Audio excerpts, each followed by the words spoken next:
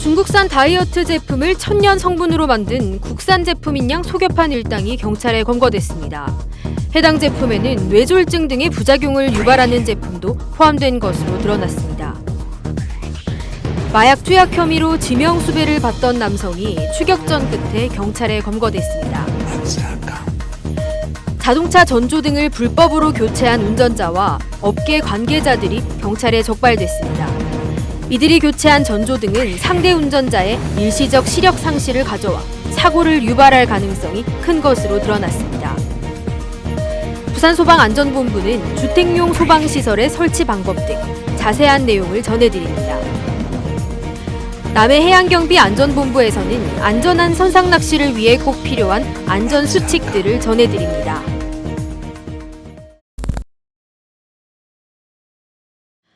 다이어트 제품 판매자와 구매자의 대화 내용입니다.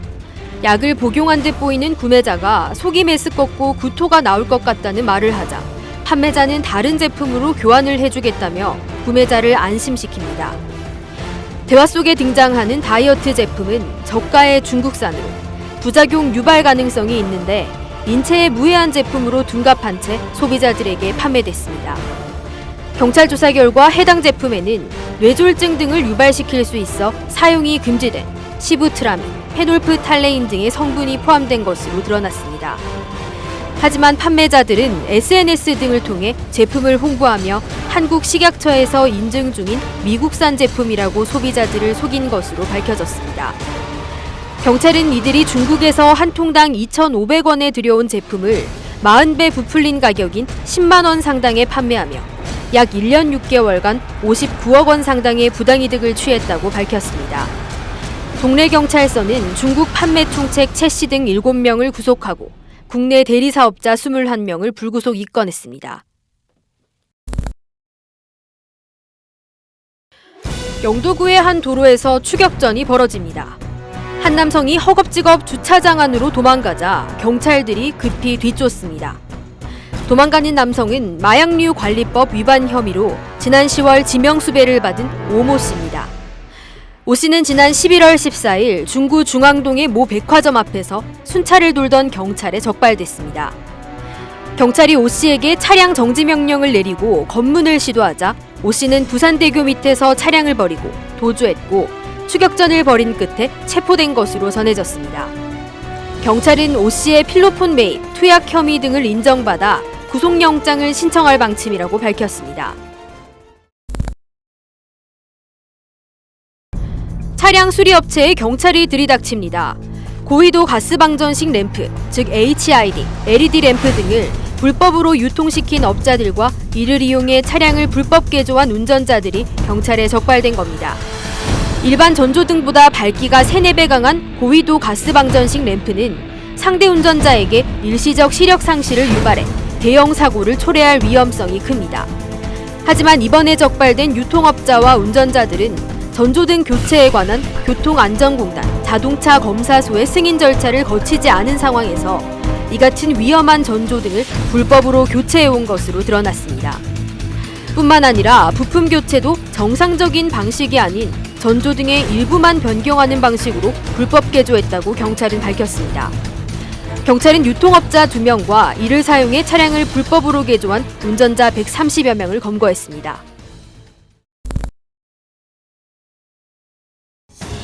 금정구의 한 병원 응급실에서 실랑이를 벌이고 있는 한 남성이 보입니다. 심야시간 병원에 난입해 자신을 즉시 치료해주지 않는다며 간호사와 의사를 협박하고 있는 겁니다. 뿐만 아니라 조직폭력배 A씨 등은 상처 치료를 위해 지난 5월 입원한 병원에서 문신을 보이는 등 간호사를 위협하고 업무를 방해하면서 병원비 76만 원을 갈취한 혐의도 받고 있습니다. 또 조직폭력배 B씨 등 11명은 지난해 10월 15살 가출 여중생 등을 차량으로 유인해 야산에 감금하고 성매매를 강요하기도 한 것으로 드러났습니다. 감금당한 여중생은 차량이 멈춘 틈을 타 경찰에 신고하고 위기를 모면한 것으로 전해졌습니다. 부산지방경찰청 광역수사대는 조직폭력배 20살 B씨 등 3명을 인질 강도 등의 혐의로 구속하고 14명을 불구속 입건했습니다.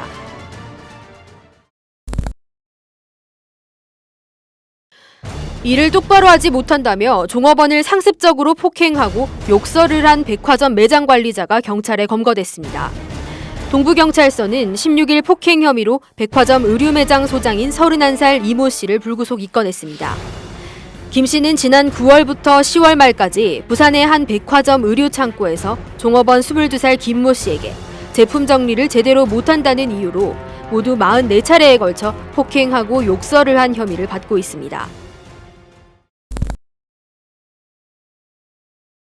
중부경찰서는 16일 유통기한이 지난 향정신성 의약품을 환자에게 처방한 모 병원의 약사 51살 이모 씨를 마약류 관리에 관한 법률 위반 혐의로 불구속 입건했습니다.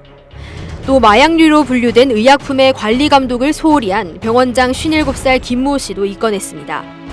경찰에 따르면 이 씨는 지난달 10일 오후 병원에서 유통기한이 지난 향정신성 의약품 주사제를 처방하는 등 모두 4차례에 걸쳐 환자 2명에게 사용한 혐의를 받고 있습니다.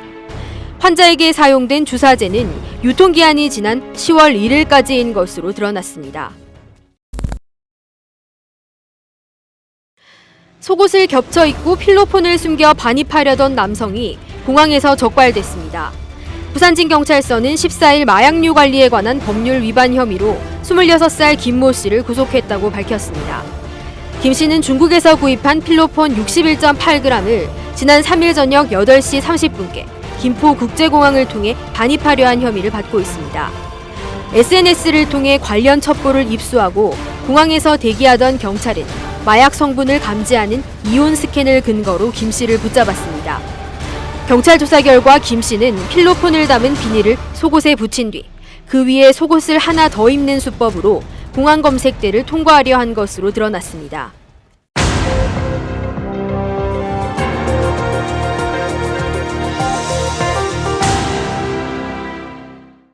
지난 3일 부전동의 한 단독주택에서 음식물 과열로 인한 화재가 발생했는데요.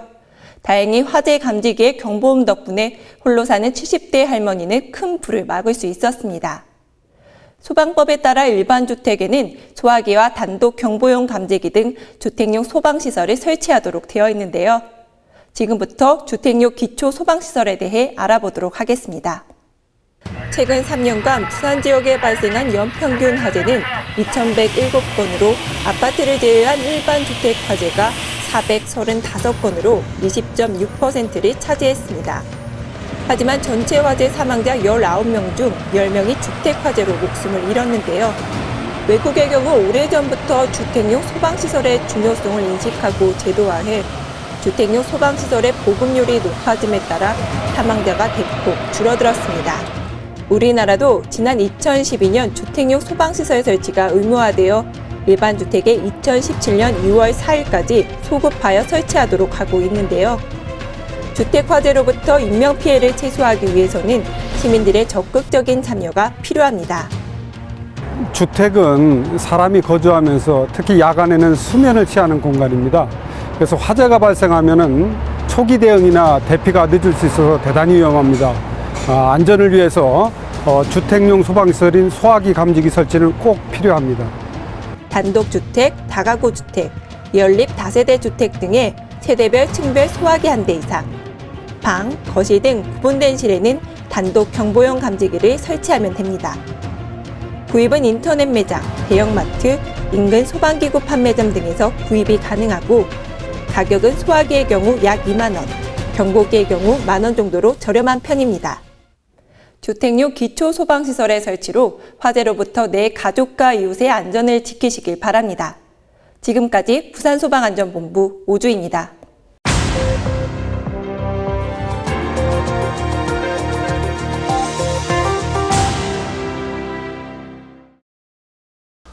부산지방경찰청 홍보담당하실 강민찬 경장입니다. 수험생 여러분들, 수능시험은 잘 치르셨는지 모르겠습니다. 수능 당일에는 다양한 돌발 상황들로 인해 저희 경찰관들도 분주한 하루를 보냈는데요. 지금부터 수능일 경찰관들의 활약상에 대해서 전해드리겠습니다. 수능 당일 오전 6시 30분 급성 맹장, 급성 폐렴으로 수험생 2명이 병원에 입원하는 사고가 벌어졌습니다. 저희 부산경찰은 시험 감독관과 함께 병원으로 시험지를 긴급 수송했고 학생들은 무사히 시험을 볼 수 있었습니다. 시험장에 늦을 뻔한 학생들이 지구대 경찰관들의 차를 타고 무사히 입실하는 해프닝도 곳곳에 벌어졌습니다. 이날 오전 7시 45분경에는 남산동에 있는 수험장까지 가야 하는 학생이 명장동 지하철역 인근에서 발을 동동 구르며 동네 경찰서 충렬지구대로 연락을 해왔습니다. 충렬지구대 경찰관들은 학교와 사전 연락을 취한 뒤 학생이 무사히 고사장에 입실할 수 있도록 도왔습니다. 또 오전 7시 50분경에는 시험장에 지각할 뻔한 수험생이 재송지구대 경찰관들의 순찰차를 타고 8시 3분경 수험 장소인 중앙여고에 무사히 도착했습니다. 이날 경찰은 총 111건의 수험생 수송 관련 신고가 접수됐는데요. 수험생들의 노력이 헛되지 않도록 돕기 위한 부산 전역에서의 경찰관들이 최선의 노력을 펼쳤습니다.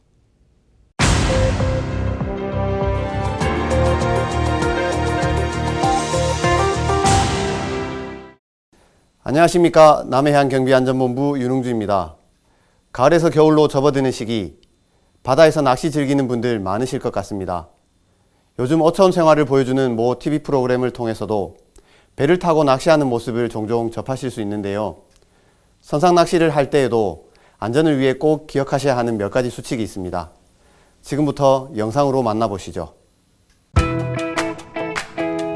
요새 낚시하기 참 좋은 계절이죠. 안전하게 낚시를 즐기는 방법 함께 점검해 보실까요? 낚시 전 기상정보는 확인하셨나요? 낚시 가기 전에 기상정보를 확인하면 더 안전한 낚시를 즐기실 수 있습니다. 구명조끼를 착용하는 것도 잊지 않으셨다고요? 구명조끼는 바다에서 생명을 살리는 생명조끼니까요. 바다에서의 음주는 사고의 지름길. 낚시 도중 음주는 안전사고의 원인이 될 수 있습니다. 건전한 낚시를 통해 겨울바다를 즐겨보시는 건 어떠세요? 낚시를 안전하게 즐기는 방법, 바로 해양안전의 실천입니다.